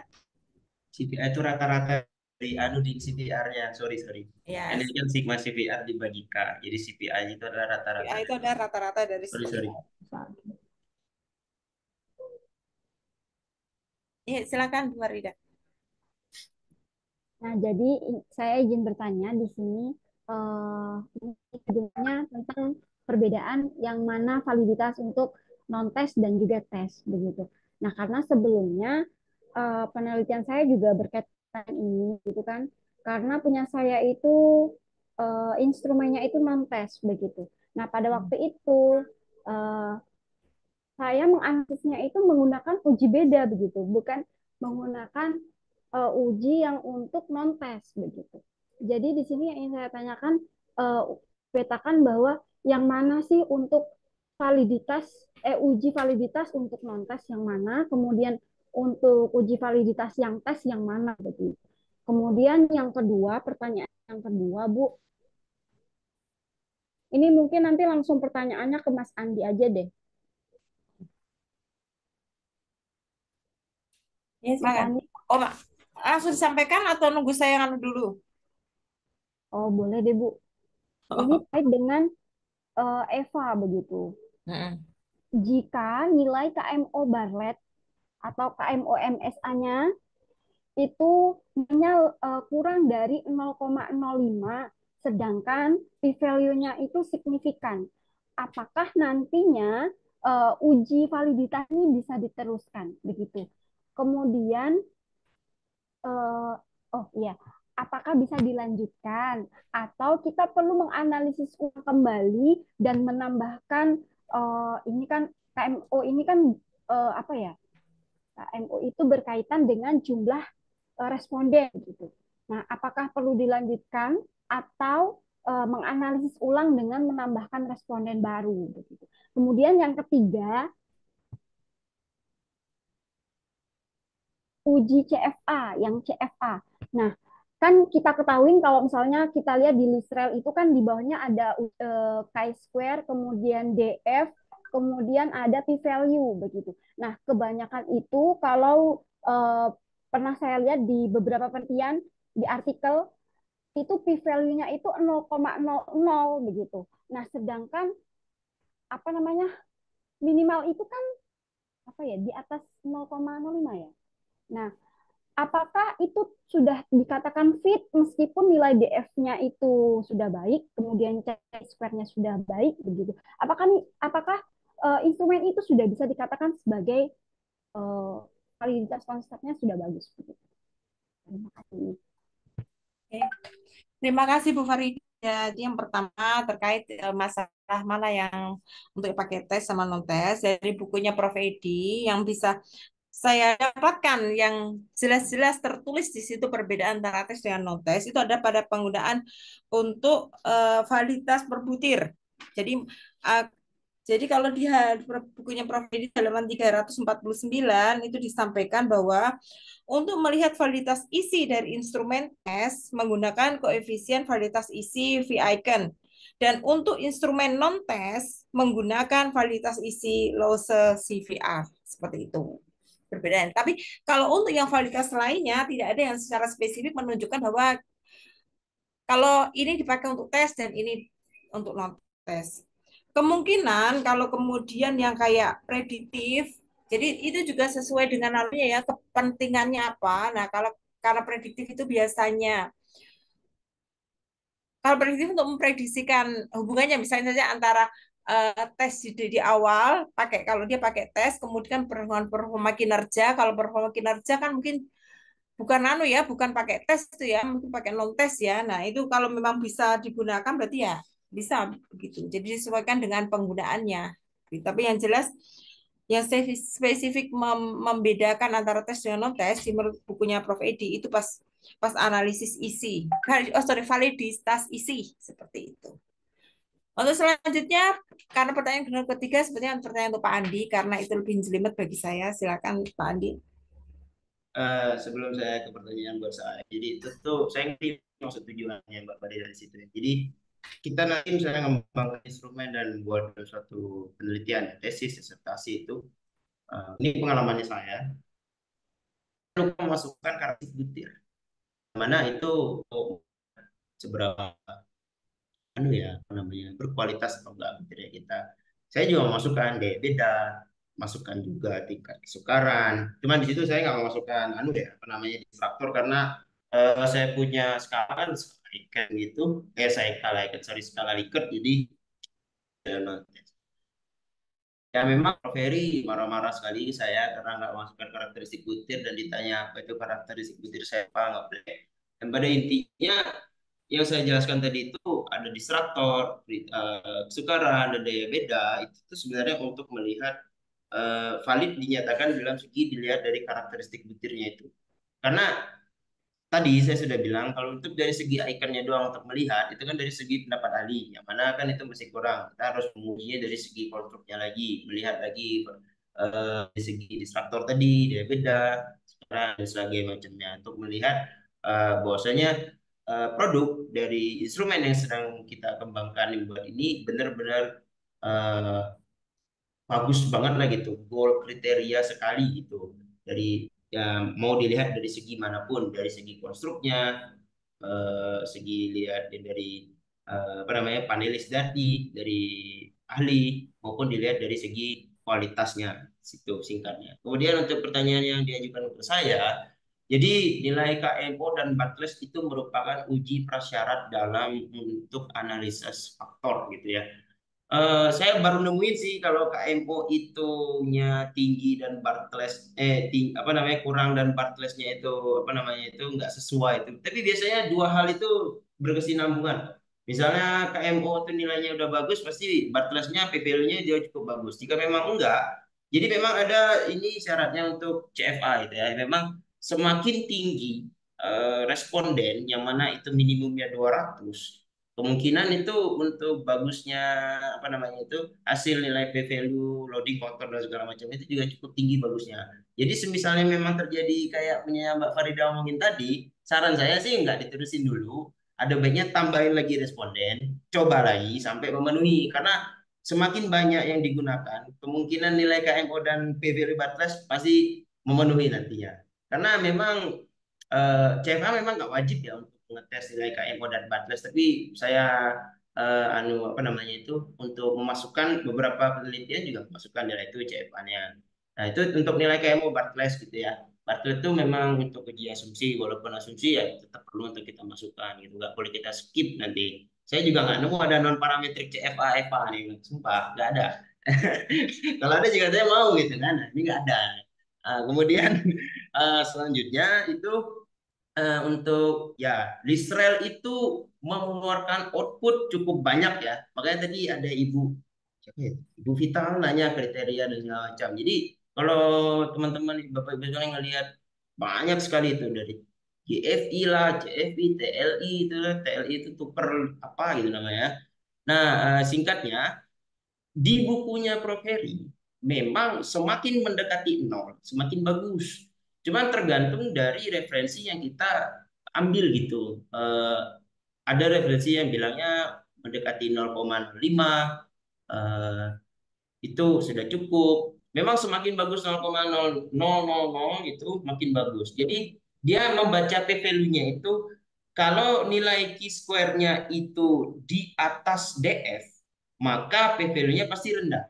Kayak tadi yang saya contohin itu misalnya. DF-nya 151, tapi Chi-square-nya 154,6. Pasti dia mendekati monol itu semakin tinggi. Ya memang lebih bagus mendekati nol semuanya 0,0. Maka dapat dinyatakan itu udah bagus PVL-nya di situ. Gitu. Di atas di bawah ya? Lupa. Mendekati 0,00 ya. Saya ingatnya mendekati 0,00, sorry. Ya, bentar Mbak, saya lupa. Mending saya cek dulu daripada saya salah. Ya, benar RMSEA-nya itu mendekati 00. Benar. Kemudian melihatnya itu selain nilai chi-square, p-value, p-value-nya yang kita lihat, kita juga melihat loading faktor. Kalau loading faktornya itu nggak ada sampai 0,4 ya, tergantung referensi ya, 0,3, 0,4, 0,5. Nah, 0,4 biasanya yang mau dipakai, maka ya itu kurang bagus. Caranya untuk memperbaikinya ya kita menambahkan menghubungkan butir satu dan butir yang lainnya kovariannya itu sehingga dia dapat memasukkan value yang lebih kepada loading faktornya itu. Kemudian juga kita harus melihat eh, kalau di Lisrel itu kan dia memunculkan titik yang di sini tuh ada yang misalnya dari butir itu apa ya standar errornya kalau nggak salah. Nah, itu juga dilihat jika dia itu sedikit kurang baik, maka itu eh, atau enggak juga dari loading faktornya juga kurang dari 0,4 walaupun kita sudah memasukkan beberapa nilai kovarian yang baru dari yang terbutir, maka kita dapat mengurangi butir tersebut gitu untuk mendapatkan hasil yang lebih baiknya lagi. Singkatnya sih segitu ya. Selain melihat p-value, kita juga harus melihat loading faktornya. Sekian, terima kasih. Demikian Ibu Farida ya, jawaban dari Pak Andi. Nanti kalaupun masih kurang puas bisa ditanyakan kepada Ibu Widi. Ada lagi teman-teman, Bapak Ibu? Ya atau Baik, mungkin terima kasih Ibu. ya mungkin ya bukan bukan pertanyaan, mungkin ada yang mau menceritakan pengalaman, sharing sesuatu sebagai bahan diskusi, dipersilakan. Bu Lucy mungkin, ya memang orang statistik.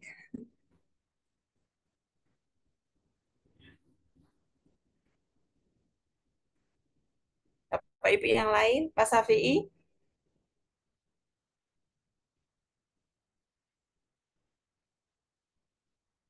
Baiklah kalau tidak ada, berarti mungkin sudah waktunya untuk diserahkan kepada Ibu Widi.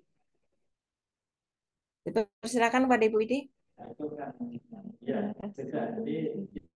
Suara saya bisa didengar dengan baik.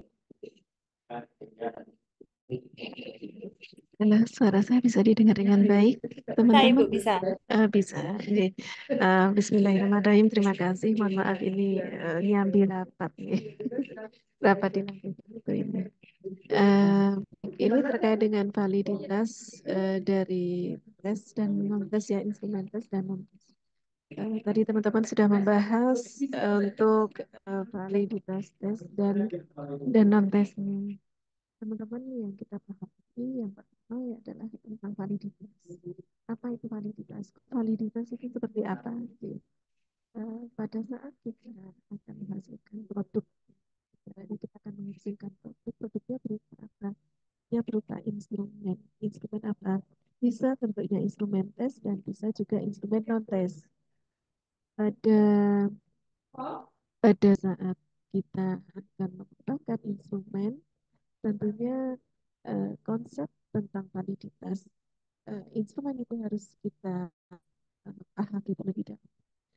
Validitas mengarah kepada akurasi, keakuratan dari sebuah instrumen itu mengukur atau tidak diukur. Jadi itu yang pertama. Nah, bagaimana membuktikan untuk instrumen itu?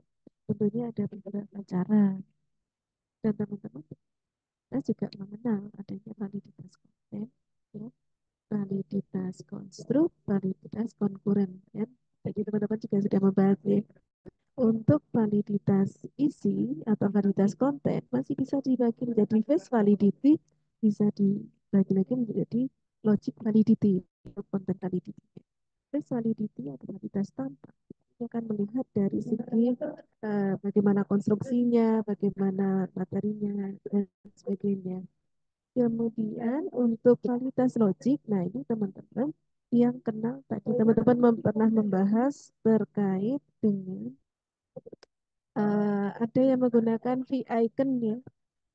V-icon tadi teman-teman bahas tentang V-icon, kemudian CVR, kemudian CVI ya tadi teman-teman. Kemudian, nah itu yang secara logik ya, logik. Jadi validitas logik dari konten tadi itu. Nah di apa V-icon sendiri teman-teman kan akan melihat indeksnya dan untuk kita menghitung, kita di konten validity itu yang menjadi ciri adalah kita meminta bantuan dari para expert sebagai validator atau sebagai rater untuk bisa menilai dari instrumen yang kita kembangkan begitu.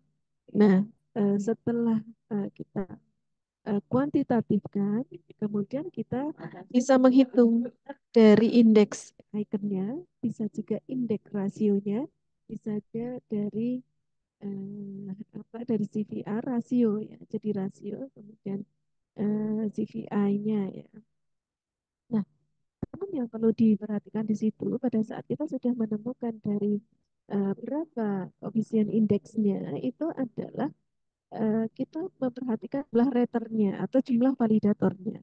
Semakin banyak jumlah raternya, tentunya tuntutan untuk indeksnya adalah atau kok indeksnya adalah tidak sebanyak kalau raternya sedikit. Misalnya raternya cuma 4 atau 5, itu tuntutannya harus lebih tinggi, harus 0,9 baru dinyatakan valid. Nah, kalau semakin banyak raternya, misalnya 10 atau 15, maka bisa koefisien indeks bisa 0,8 ya 0,7 itu bisa sudah dinyatakan valid. Teman-teman bisa membuka nanti di panel terkait dengan ini. Sepertinya di ada, jadi saat kita menentukan apakah memiliki validitas bisa menggunakan beberapa acuan begitu ya. Ini yang pertama yang teman-teman perlu cermati. Kemudian untuk yang konstruk validity tadi teman-teman juga membahas terkait dengan Eva, membahas tentang CFA ya tadi juga oleh tim presenter juga sudah mempraktikkan ya tadi. Mas Andi ya kayaknya tadi ya. Iya, mencoba kan tadi ya. Nah, apakah EPA dan JFA harus dipakai semuanya? Ada pertanyaan itu enggak tadi? Atau mungkin sudah dijelaskan ya tadi, mohon maaf ya Nathan. Ini sambil apa atau kayak tema-tema disertasi ya. Jadi apa ini baru dapat prodinya. Ini teman-teman Mohon maaf Bu, eh, suaranya kurang jelas. ya gimana? Yang pertanyaan Eva. Iya, eh, untuk EVA dan JFA tentunya mempunyai konsep yang berbeda. Pada saat kita instrumen kita tidak berangkat dari konstruksi yang kuat, kita belum menemukan dan berangkat dari kisi-kisi yang kuat, maka kita explore dulu, kita melakukan EVA dulu, exploratory faktor analisis ya. Tetapi pada saat kita pada saat ini sebentar ya sebentar.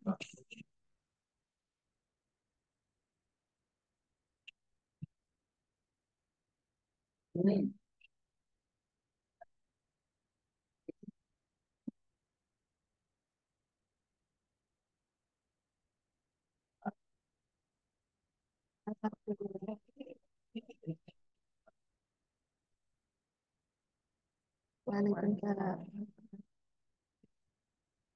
Matur suwun, Prof. Kepanggih malih. Aduh, ya.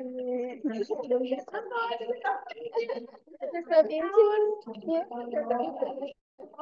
Jangan lupa ditahu.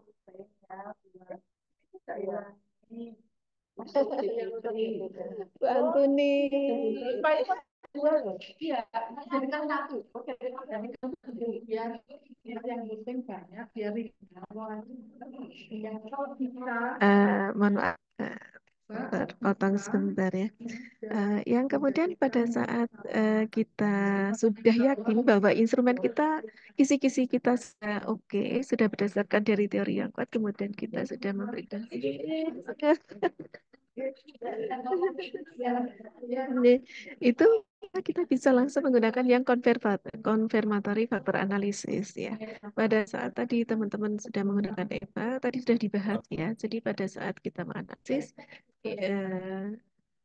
nilai KMO harus terpenuhi dulu ya untuk EVA ya. Jadi itu menjadi gate-nya gitu ya, gate-nya. Jadi kalau KMO-nya belum terpenuhi pasti tidak bisa uji lanjut ya. Tetapi kalau KMO-nya terpenuhi, ada beberapa yang menyatakan KMO harus 0,5.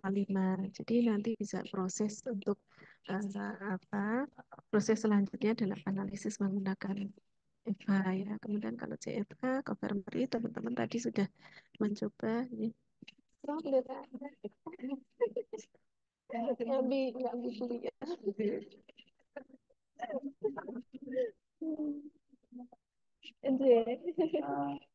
Ya.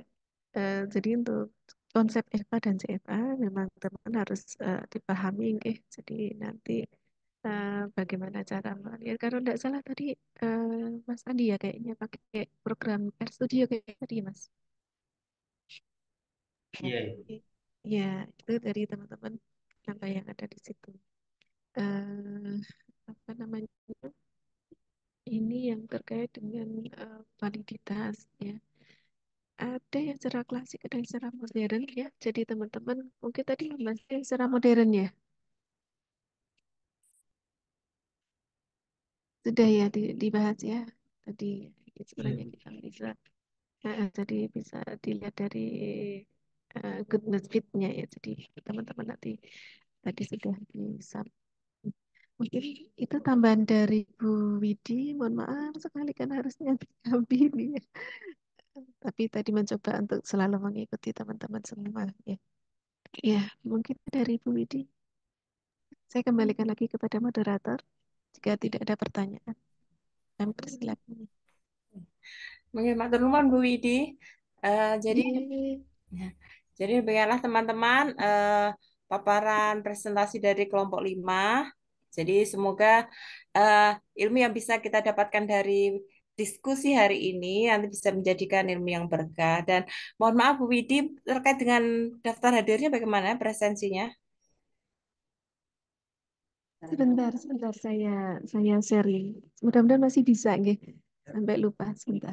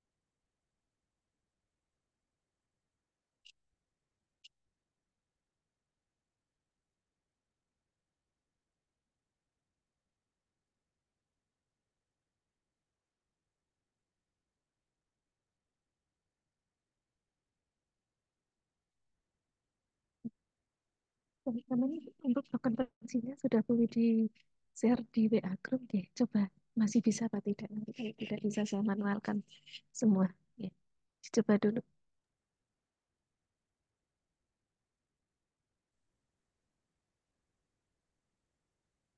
Nggak ada, Ibu. Oh, berarti ini kalau gitu saya manualkan. Mbak Rani ada ya? Mas Arief ada ya? Mbak Farida ada. Mbak Marita ada ya tadi saya lihat ya. Mbak Novita Sari ada nggak? Mbak Dia, aku dia betul ada. Hadir, Bu. Di Bu Mas Febrian ada ya. Mas Ahmad Safi, Mas Salman, oke. Mas Andi ada ya. Mbak Lucy ada.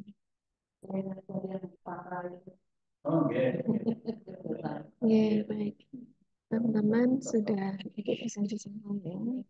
Nah, saya kembalikan lagi ke teman-teman. Ya, Ya, terima ini. kasih. Nah, jadi mungkin kita bisa akhiri pertemuan kali ini. Kami mohon maaf dari kelompok 5 apabila ada kurang-kurangnya. Saya akhirnya Assalamualaikum warahmatullahi wabarakatuh. Waalaikumsalam. Terima